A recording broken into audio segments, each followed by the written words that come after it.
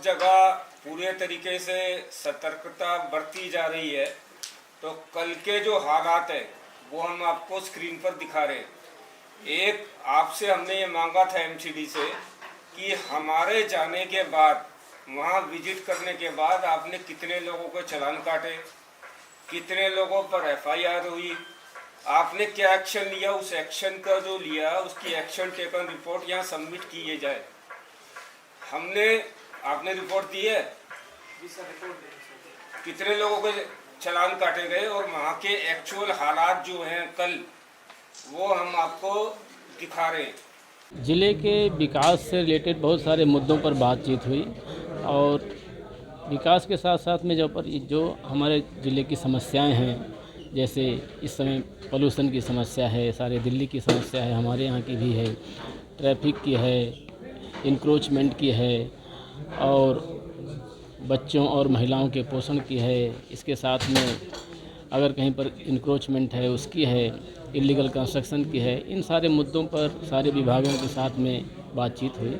बहुत ही सौहार्दपूर्ण वातावरण में ये मीटिंग संचालित की गई और हमारे विभाग के सारे अधिकारियों ने ये एश्योरेंस दिया है कि वो अपने कर्तव्यों का निर्वहन करेंगे और जल्दी से जल्दी उन मुद्दों को सुलझाने का प्रयास करेंगे जो यहाँ पर आज की मीटिंग में डिस्कस हुए। कितने लोगों को शो कॉज नोटिस आपने दिया? शोकाज नोटिस देने का उद्देश्य केवल जगाने का है कि सारे लोग अपना काम कर रहे हैं, अगर किसी से कोई चूक हो जा रही है तो उसको सुधार लें। तो जिन भी डिपार्टमेंट्स का जो है नज़रिया ये देखा गया कि वो पीछे चल रहे हैं, उनके काम में थोड़ी सी और बढ़ोतरी होनी चाहिए, काम में सीरियसनेस दिखानी है, ऐसे अधिकारियों को शोकाज नोटिस इशू किया गया है। क्या कुछ कहेंगे? एसएस परिहार जी आए हैं तो एक्शन कैड़ा देखने को मिलेगा या पहले की तरह ऐसी मीटिंग का व्यवधान रहेगा? एक्शन हम लोग चूँकि गवर्नमेंट के रूल्स रेगुलेशन से बंधे हुए हैं तो टेढ़ा मेढ़ा नहीं होगा, सीधा और सपाट होगा, एज पर रूल्स रेगुलेशन के हिसाब से होगा, फास्ट होगा, जल्दी होगा। सर, पुलिसिंग की बड़ी नेग्लिजेंसी रहती है, हर मीटिंग में हम देखते हैं पुलिस के उच्च अधिकारी नहीं होते। आपने एक एक्शन लेटर लिखने की बात की है, क्या आप लिखेंगे? नहीं, कई बार पुलिस के अपने चैलेंजेज हैं, उनकी कठिनाइयां हैं और इस समय चूँकि हाई अलर्ट का चल रहा है तो सीनियर अधिकारियों से हम टच में हैं, बात करते हैं। लेकिन जहां पर किसी अधिकारी ने कोई पर्टिकुलर स्पेसिफिक काम में कोताही बरती है तो उनके खिलाफ तो एक्शन के लिए लिखना ही पड़ेगा। दिल्ली में लाल किले में जो ब्लास्ट हुआ था उसके बाद तमाम सरकारें एजेंसियां अलर्ट पर हैं और ऐसे में किसी भी तरीके से लापरवाही ना की जाए, इसके मद्देनजर यहां आप देख सकते हैं इस वक्त नंद नगरी ये डीएम ऑफिस में हम लोग मौजूद हैं। यहां पर डीडीसी के चेयरमैन और रोहतास नगर विधानसभा से विधायक जितेंद्र महाजन यहां पर मौजूद हैं, तमाम अधिकारी यहां पर मौजूद हैं, निगम पार्षद मौजूद हैं। तमाम समस्याएं जो हैं उन पर किस तरीके से निपटारा किया जाए, उन पर समस्याओं का समाधान कैसे किया जाए, क्योंकि लगातार देखा गया है कि इन इलाकों में अवैध अतिक्रमण फैलता जा रहा है और ऐसे में अवैध अतिक्रमण पर किस तरीके से शिकंजा कसा जाए, इस पर लगातार यहाँ के विधायक, डीएम, एसडीएम लगातार मुहिम चला रहे हैं। और ऐसे में देखा गया है कि जब से दिल्ली में बीजेपी की सरकार आई है तब से किसी भी तरीके का अतिक्रमण ना हो, इस पर लगातार रोक लगाई जा रही है, कार्रवाई की जा रही है। मेरा इसमें बिल्कुल स्पष्ट निवेदन है डीएम साहब, ऐसे जितने भी गेस्ट हाउस हमारी डिस्ट्रिक्ट में चल रहे हैं जिनके पास लाइसेंस नहीं है, इस प्रकार की अनैतिक गतिविधियों में वो शामिल हैं, उनके खिलाफ सख्त से सख्त कार्रवाई करनी चाहिए, उनके खिलाफ एफआईआर लॉन्च होनी चाहिए, इन सबको सील करना चाहिए। ड्रग एब्यूजेज के केसेज और सेक्सुअल एब्यूजेज के केसेज पूरा एक जो है तो इसकी एक केस हिस्ट्री है। तो ड्रग्स इसमें बहुत बड़ा जो है तो एक रोल प्ले कर रहा है। मेरे पास भी बहुत सारी कंप्लेंट्स आई हुई हैं। इसमें मेजर रोल जो है तो उस एजेंसी का होता है जो परमिशन या लाइसेंसिंग अथॉरिटी होती है। इसमें एमसीडी और का चूँकि परमिशन देती है और इसका इम्प्लीमेंटेशन पुलिस को करना है पूर्ण। एमसीडी और पुलिस दोनों एजेंसी देख लें, हमारे डिस्ट्रिक्ट में जितने भी इस तरीके से illegal guest house without permission चल रहे हैं, आप लोग इसको तुरंत तत्काल प्रभाव से उनके खिलाफ कार्रवाई करें, सील करें। अगर वो सील नहीं करते हैं तो उनके खिलाफ एफआईआर दर्ज कराएं और साथ में जो है तो इस तरह की कार्रवाई बंद हो। क्योंकि यहाँ पर जो है तो जैसा कि एक एग्जांपल बताया एमएलए साहब ने और तपन जी ने उसको सील किया है।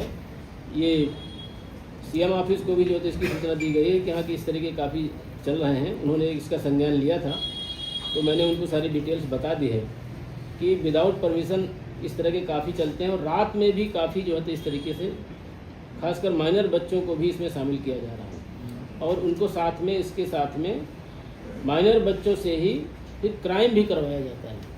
तो और इसके साथ में जो बेगर वाला भी है, जो अभी थोड़ी देर पहले एमएलए साहब ने कहा था, तो हम लोग इस तरीके से कर सकते हैं कि एक कम्प्रिहेंसिव मिल के जो है तो एजेंसी प्लान बनाएं तो चीज़ें अच्छी हो जाएंगी। क्या होता है कि डिपार्टमेंट अपने अपने प्रोग्राम और कार्यक्रम करते रहते हैं, वो ठीक नहीं रहेगा।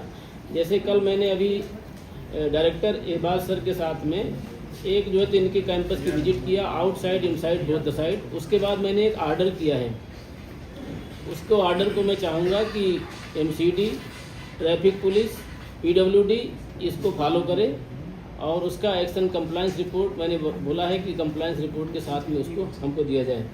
अगर कोई इस बीच में हमारे किसी ऑफिसर से कहीं पर कोई किसी को डायरेक्शन चाहिए, सजेशंस चाहिए, डिस्कशन चाहिए, तो हम लोग आपस में बैठकर डिस्कशन कर सकते हैं। लेकिन अगर ये पाया जाएगा कि वो डिलिबरेटली या किसी जो है तो मिली होने भगत होने से वजह से काम नहीं कर रहे हैं, तो फिर हम लोग उन सीनियर अथॉरिटीज़ को लिखने में परहेज नहीं करेंगे। मेरा यही कहना है कि खासकर नशे वाले में अभी आप लोगों को पता भी है, जैसे हम लोगों ने नशा मुक्त सादरा, नशा मुक्त दिल्ली का एक अभियान चला रखा है, इसमें सारे डिपार्टमेंट्स को हमने शामिल किया है। तो आप लोगों से अनुरोध है कि इसमें खासकर जो कैंपेन हो गया अवेयरनेस का, साथ में अगर कहीं पर हो रहा है तो उसको कर्व करने के लिए हमको थोड़ा बल प्रयोग करना पड़ेगा। तो आप लोगों को जहाँ पर ऐसी सूचना या ऐसा मिलता है वो, तो एसडीएम्स को भी खासकर डायरेक्शंस है कि जहाँ पर भी इस तरीके से मिलती है आप लोग तुरंत इसके खिलाफ कार्रवाई करें। पुलिस का इसमें मेजर रोल रहता है, तो पुलिस को खासकर जो है तो एसएचओ और बीट कांस्टेबल इनकी ड्यूटी ज़्यादा बनती है। तो नेक्स्ट स्टेज में अगर आप लोगों के यहाँ से कोई कार्रवाई नहीं हुई तो मैं रिस्पॉन्सिबिलिटी फिक्स करके आपके कमिश्नर को, एलजी साहब को लिख दूंगा। ऑलरेडी जो है तो मैंने 2-3 बार बोल दिया है, जहाँ पर भी ये लैब्स इस तरह का पाया जाएगा आई विल नॉट टॉलरेट। उस दिन भी एसडीएम को 1 घंटे वेट करने पड़ा, तब जाके एसएचओ वहाँ पर हाजिर हुआ।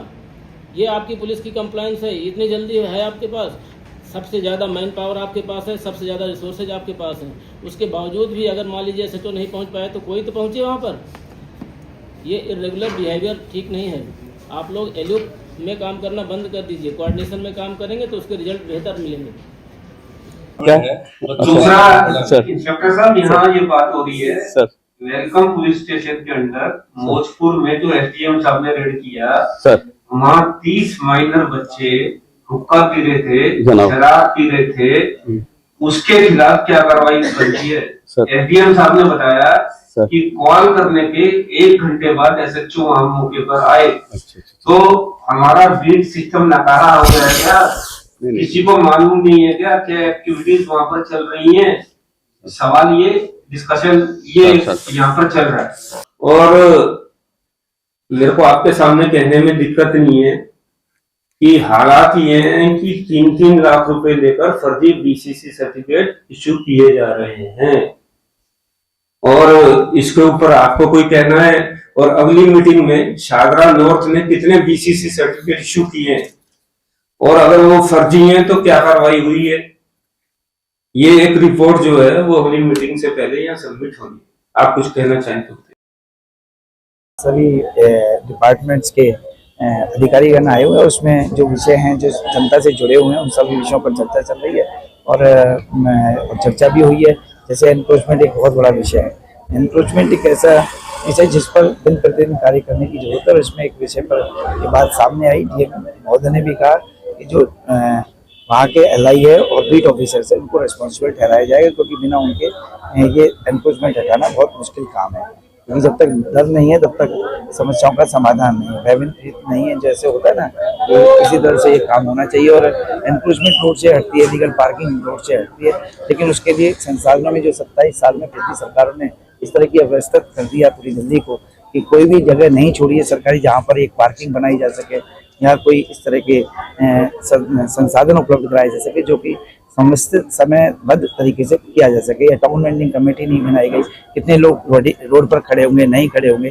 तो आज एक दिल्ली इस तरह से पूरी घेर दी गई है। अवैध एनक्रोचमेंट है, आपके साथ में अवैध निर्माण है, या जितनी भी सरकारी ज़मीन है, सरकारी ज़मीनों पर अनेकों अनेक कॉलोनियाँ खड़ी हो गई, जो कि सरकार की मिली भगत से 27 सालों में हो पाई। और आज एक समस्या का समाधान करने के लिए हम सब विधायक प्रयासरत हैं, दिल्ली के यशस्वी मुख्यमंत्री श्रीमती रेखा गुप्ता जी के नेतृत्व में, और हम सब कार्य कर रहे हैं। लेकिन समस्या का समाधान थोड़ा समय लगेगा। सर, आपके इलाके में कितना अतिक्रमण और किस तरीके से अतिक्रमण आपने बात रखी? मैंने कहा कि दो तरह की एनक्रोचमेंट है। एक तो रोड पर एनक्रोचमेंट है, दूसरी बात है कि आपके जो एमसीडी के डस्ट बिन्स रखे हैं जिसमें कूड़ा रखा जाता है, वो नहीं होने चाहिए। लेकिन उन्होंने भी अपनी समर्थता इस बात को जताई है कि हमारे पास जगह नहीं है, और जगह नहीं है तो सरकार को, मैंने बताया ना, 27 साल की सरकार में पहले कांग्रेस की सरकार रही 15 साल, और 10 साल अरविंद केजरीवाल की सरकार रही। जनसंख्या के दबाव इतना बढ़ गया कि उन्होंने उन संसाधनों की परवाह किया नहीं, और एक झूठ की राजनीति करते हुए ये समस्याएं आज है। हम चाहते हैं इसका समाधान करना। भारतीय जनता पार्टी प्रयास रहते हैं, और हम भी सब प्रयास करते हैं। सरकार अप्रूवल हटाती है तो उसके बाद फिर देखा जाता है कि दोबारा कर दिया जाए। देखिए, यही तो हमने कहा ना कि अभी उन्होंने कहा भी, आपने सुना भी होगा डीसी साहब ने, कि हमारे पास व्यवस्थाएं की कमी है। बताया ना, 27 साल में जो सरकारें, दो सरकारें नहीं, उन्होंने दिल्ली को नरक बना दिया उन दोनों से। भाजपा की सरकार अक्रूवल होता है, वो हटा दिया जाता है। 100%। देखिए, सुनिए बात, मैंने क्या कहा ना, एनक्रोचमेंट हटाने के लिए संसाधनों की आवश्यकता है। संसाधनों के लिए जगह जैसे एक बहुत बड़ा पॉइंट है।